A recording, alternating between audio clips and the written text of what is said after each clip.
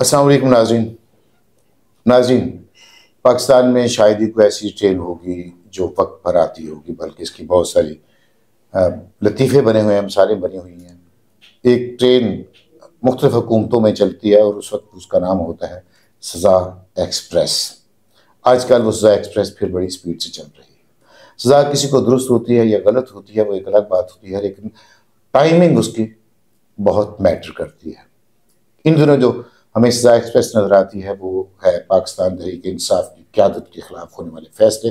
वो दुरुस्त हैं या गलत हैं, वो जब कानूनी निकात पे बात करेंगे तो फिर उन पर तफसीली बात होगी। इस वक्त हम बात करेंगे इमरान खान और उनकी अहलिया बुशरा बीबी के निकाह के हवाले से, जिस निकाह की बुनियाद पर उनको सज़ा हुई है। सज़ा क्यों हुई है उस पर भी बात करेंगे। और इसके अलावा हुकूमत पंजाब की एक रिपोर्ट सामने आई है जो 9 मई के वाक़यात के हवाले से है, और उसमें जो चीज़ें पहले से जो एक रिपोर्ट थी उसी की तायद की गई है, उस पर भी बात करेंगे। और कुछ ऐसी चीज़ें हैं जो मुख्तलिफ औक़ात में सामने आती भी रहीं, उस रिपोर्ट में वो दिखाई नहीं दी, हो सकता है होंगी लेकिन ज़ाहिर नहीं की गई। तो आज हम बात करते हैं इमरान खान ही से, लेकिन आज नाज़रीन मेरे साथ शरीक गुफ्तगू हैं सीनियर सहाफ़ी चौधरी दीन मोहम्मद दर्द।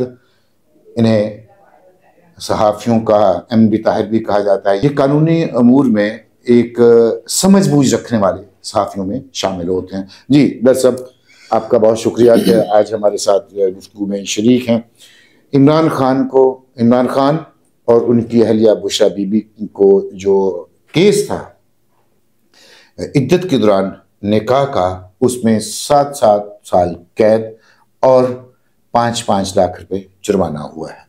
क्या कहेंगे? बहुत शुक्रिया नवाज साहब। इमरान खान को दी जाने वाली सज़ा या उनकी अहलिया को जो सज़ा दी गई है, मैं इस समझता हूँ ये इसका मौका नहीं था।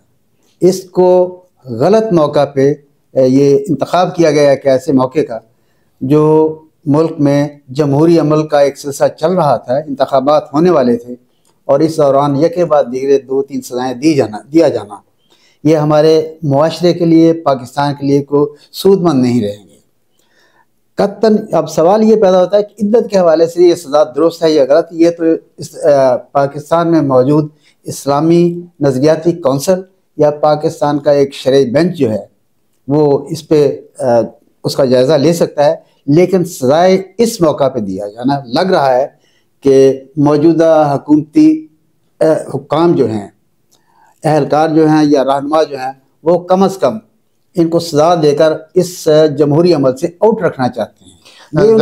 दरअसल ये आपका पॉइंट ऑफ व्यू है। पहले हम अपने नाज़रीन को ये ज़रूर आगाह करते हैं कि ये जो सज़ा दी गई है ये जो तज़ीरात पाकिस्तान की दफ़ा 496 के तहत दी गई है। दफ़ा 496 जो है उसमें ये वो है ऐसा निकाह जो फ्रॉड के साथ हो, जो गलत बयानी के साथ हो, उसमें अगर वो साबित हो जाए तो उसमें या तो आपको सज़ा दी जाती है उसकी कैद की, या फिर जुर्माना किया जाता है, या दोनों सजाएं एक साथ दी जाती है। ये कानून में लिखा हुआ है। अब जब फैसला आएगा डिटेल के साथ उसके हम कानूनी निकात पर बात करेंगे, लेकिन इस वक्त हम सिर्फ ये बात करेंगे अदालत ने जो फैसला सुनाया है सेक्शन 496 के तहत, उसके मुद्दई थे खावर फरीद मोनिका जो बुशरा बीबी के साबिक शोहर हैं। उनको हम देखते रहे हैं कि इमरान खान के दौरे हुकूमत में वो इमरान खान बुशरा बीबी के साथ नजर आते रहे, इक़्तिदार में वो उसके इक़्तिदार को एंजॉय करते रहे। फिर अचानक उनको ये सारी बुराइयां नजर आ गई। तो जब वो बंदा पहले वहाँ था अब फिर ये वहाँ है, तो ऐसे इल्ज़ामात की जो सेहत है या ऐसे बंदे की जो क्रेडिबिलिटी है वो भी तो इन क्वेश्चन आनी चाहिए। तो इन हालात में, इन इल्ज़ामात के साथ आप इस केस का स्टेटस क्या देखते हैं? आपने 496 सेक्शन का हवाला दिया है CRPC का, उसके हवाले से मैं समझता हूँ, मेरी राय में जो फैसला आया है वो तकरीबन दुरुस्त है। उस सेक्शन के हवाले से यही फैसला होना चाहिए था। वैसे तो इसकी सज़ा शरई हवाले से तो बड़ी संगीन तरीन सज़ा है, जिसे हम संग बारी के उस जेल में ला सकते हैं, लेकिन ये एक शरीयत कौंसल जो है, इस्लामी शरीयत कौंसल, ये उसका या शरई लोगों का इस पर जो राय है इस्लाम के हवाले से, ये तो वही दे सकते हैं, लेकिन कानून के हवाले से जो ऐसा हुआ है वो यकीनन ऐसा ही है जो सज़ा में बताया गया कि सज़ा उम्र के 7 साल की सज़ा दी गई और जुर्माना भी किया गया है। लेकिन ये भी मालूम है कि वो उम्रे में साथ गए और एंजॉय भी करते रहे, और उन्होंने बुशरा बीबी के किरदार के हवाले से भी कुछ बातें की थी कि बहुत पाकबाज खातून है। लेकिन ताज़ा बयान में जो उसने अदालत में दिया है ट्रायल कोर्ट में, उसमें ये कहा है कि मुझ पे जबर था, मुझे नज़रबंद रखा गया था, मुझ पे दबाव था, मुझे अब थोड़ी सी रिलीज़ मिली है तो मैंने ये पिटीशन दायर की है। उस हवाले से ये भी उसका मौक़िफ़ जो है ये हम रद्द नहीं कर सकते।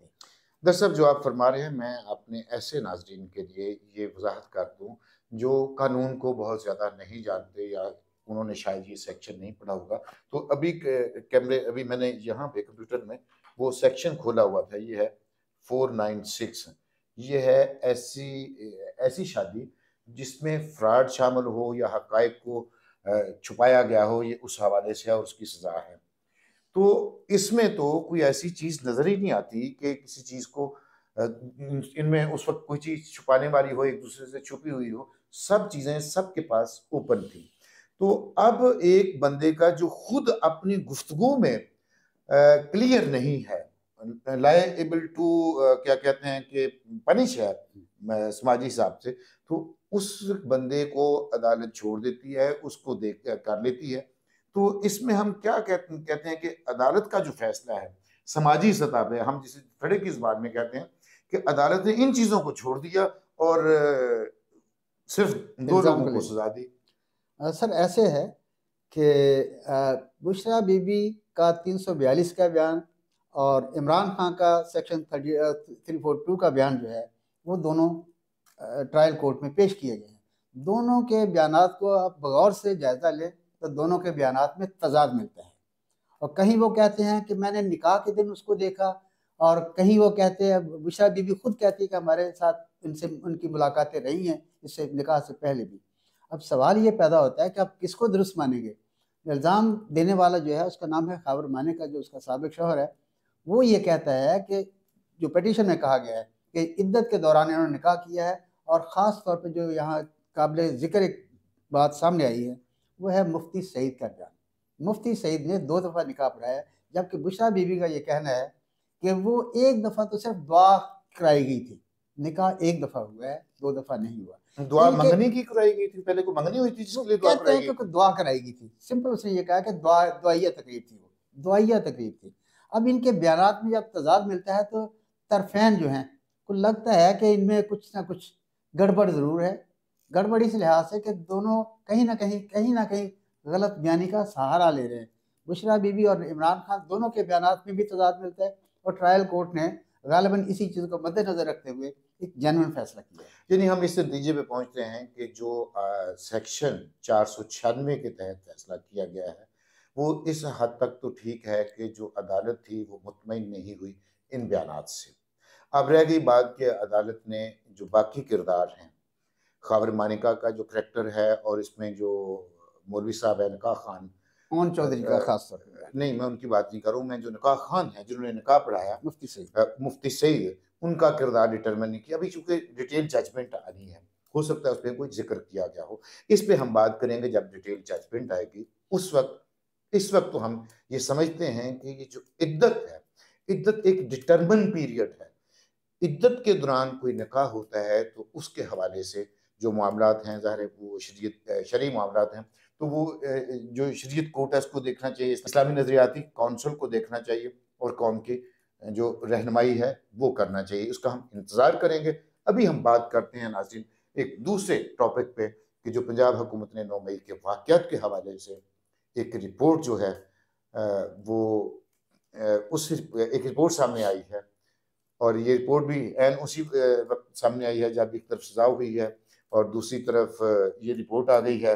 और अभी इलेक्शन में मतलब आप दिन तो नहीं कहेंगे, जब एक हफ्ते से कम दिन रह जाते हैं घंटों में शुमार किए जाते हैं, पैरों में शुमार किए जाते हैं। ये रिपोर्ट आई है। उस रिपोर्ट में जो इब्तदाई रिपोर्ट थी जिन लोगों को जिम्मेदार करार दिया गया था, अब फिर वही जिम्मेदार हैं। क्या समझते हैं कि आपके ख्याल में जो 9 मई के वाक़यात हैं उनके सारे किरदार बेनकाब हो गए हैं या अभी कुछ होने वाले रह गए हैं? नवाज साहब, मेरा ख्याल है कि इन्वेस्टिगेशन का अमल अभी जारी है और काफ़ी हद तक ये बात एस्टेब्लिश हो चुकी है कि यही दो किरदार जो हैं, इमरान खान, शाह महमूद कुरैशी और इनकी बाकी जो क़यादत है, वो तमाम इन वाक़यात के ज़िम्मेदार है। उन्होंने इस हद तक मोबिलाइज़ किया हुआ था अपने वर्कर्स को कि वो किसी भी हालत में वो स्टेट के साथ लड़ने झगड़ने को तैयार हो गए थे, बल्कि उठ खड़े हुए थे, और ऐसा हुआ भी।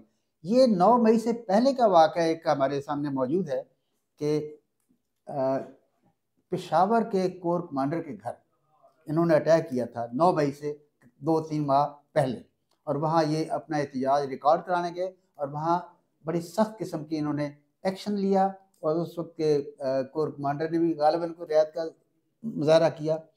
तो वो वाक़या जो है वो इस इब्तदाई वाक़या है और ये उसका तसलसल है। और ये क्यों हुआ, ये तमाम इमरान खान और उसकी क़यादत के लोग जो हैं, उसके साथी जो हैं, उसके इर्द गिर्द जो लोग बैठे हुए हैं, वो ये लोग ये समझ बैठे थे कि अब मुल्क में सिर्फ इमरान खान को ही एक ऐसी हैसियत हासिल है कि वो कुछ भी कर सकता है। वो स्टेट के साथ बिल्कुल दो दो हाथ करने के लिए मैदान में आ गया था और जलसों में तकरीरें करता था और जर्नलों को चैलेंज करता था। तो मेरा ख्याल है ये तकरीबन नामुनासिब सा रवैया था उसका। इसके हवाले से जो वाक़यात हुए हैं वो अफसोसनाक भी हैं, मुल्क की रियासत को कमज़ोर करने के मुतरादिफ हैं। ये इससे उन्हें एहतियात करना चाहिए थे और ये किरदार सामने आ चुके हैं, और मैं भी अब अगला कदम जो है इनकी इस सज़ाओं का चलेगा। अब ज़ाहिर है मिलिट्री कोर्ट्स बनती हैं या उसके खिलाफ जो केसेस चल रहे हैं मिलिट्री कोर्ट के हवाले से, जो हमारी अदलिया जो है उस पर गौर कर रही है, सुप्रीम कोर्ट भी उस पर गौर कर रहा है। अब ये तो वहाँ देखा जाएगा कि वो क्या उनको सज़ाएँ मिलती हैं। नाज़रीन, एक बात की हम वज़ाहत करते चलें कि जो 9 मई के वाक़यात हैं, पाकिस्तान तहरीक-ए-इंसाफ के भी बहुत से लोग इसकी हमायत नहीं करते और बहुत से लोग पीछे हट गए। कुछ का कहना है ये है कि ये बहुत सारी चीज़ें दुरुस्त भी नहीं हैं, दुरुस्त नहीं होंगे। पीटीआई के लोगों का पॉइंट ऑफ व्यू दुरुस्त होगा, लेकिन जो कुछ हुआ, जो देखा गया, वो हर आँख ने देखा। उस पे हम कोई कमेंट नहीं करना चाहते, हम पार्टी नहीं है। हमने जो देखा, जो इस वक्त देख रहे हैं, उस पे बात कर रहे हैं। लेकिन एक चीज़ मुझे याद आ रही है, वो ये है कि 9 मई से पहले एक प्रेस कॉन्फ्रेंस होती है। उस प्रेस कॉन्फ्रेंस में जो एक्स सर्विसमैन हैं, जो रिटायर्ड फौजी अफसर हैं, उनकी जो तंजीम है, उनके लोग एक प्रेस कॉन्फ्रेंस करते हैं। मैं ये वाक़या सिर्फ याद दिला रहा हूँ। ऐसे ही है। याद इसलिए दिला रहा हूँ कि जो तारीख है वो तो कहीं नहीं जा सकती ना, जो वाक़यात हैं वो तो रहेंगे। वो तारीख प्रेस कॉन्फ्रेंस होती है, उस प्रेस कॉन्फ्रेंस में ये कहा जाता है कि जो इमरान खान हैं वो दुरुस्त हैं और लोगों को चाहिए कि वो उठें और फौज के बिल्कुल मुकाबल खड़े हो जाएं। ये मैसेज कौन लोग दे रहे हैं? जो खुद उस डिसिप्लिन के पाबंद रहे हैं। अब वो ज़ाहिर है अंदर के मामला तो बेहतर जानते हैं कहाँ है और कहाँ नहीं, और उनमें रिटायर्ड जनरल अली कुली जैसे लोग भी मौजूद थे। तो जब इस तरह की बात की जाएगी उस साइड से, तो फिर आम आदमी तो, वर्कर तो मासूम जो थे उसमें इन्वॉल्व हो गए, वो तो कच्चे ज़हन थे, वो हो गए, तो उनको फिर सजा क्यों दी? ये तो ऐसे जो लोग हैं वो रिपोर्ट में सामने नहीं आते, इसकी समझ कुछ नहीं आती। क्या है आपके ख्याल में?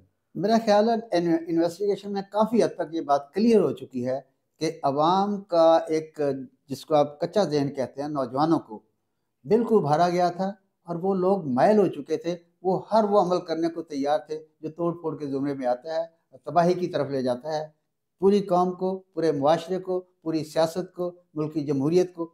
इन्होंने ख़राब करने की पूरी पूरी कोशिश की है और इसमें वो तमाम किरदार आते हैं जिनका जिक्र अमूमन आते जाते ये तहरीरों में, अखबारात में, मीडिया में ये आता जाता आ रहा है कि ये लोग किरदार हैं, मेन किरदार हैं इमरान खान और उनके साथी। अभी देखिए ना, आपने ये कहा कि कुछ लोग जो हैं वो उनको साथ छोड़ गए। मेरा ख्याल है कि 95% उनका साथ छोड़ चुके हैं, माँ सिवाय 2-3 अफराद के।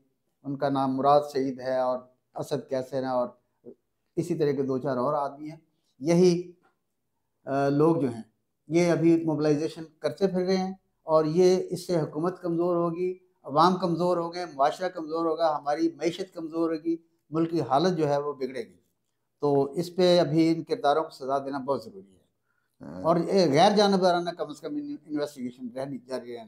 जो मासूम लोग हैं जिनकी मासूमियत साबित हो जाती है कि वो गुमराह हो गए थे, अचानक इनके ऐसे मोबिलाइजेशन से गुमराह हो गए थे, उनको माफ़ कर देना चाहिए, उनको छोड़ देना चाहिए। जी बिल्कुल दुरुस्त है नाज़रीन। कहते हैं कि रियासत माँ जैसी होती है, माँ का सीना बड़ा वसी होता है, दिल बड़ा वसी होता है, सीना खुला होता है। तो वो जो मासूम होते हैं, जो गलती से जो कोरे कागज़ होते हैं उन पर कोई तहरीर लिख दी जाए या वो मासूमियत में किसी अमल का हिस्सा बन जाए तो उनको उसकी मुआफ़ी मिलना चाहिए। आम आदमी इतना पुख्ता ज़ेहन नहीं होता, ना उसको ये पता होता है कि वो जो करने जा रहा है उसको करना भी चाहिए या नहीं। बहुत से लोग देखा-देखी उसमें शामिल हो जाते हैं।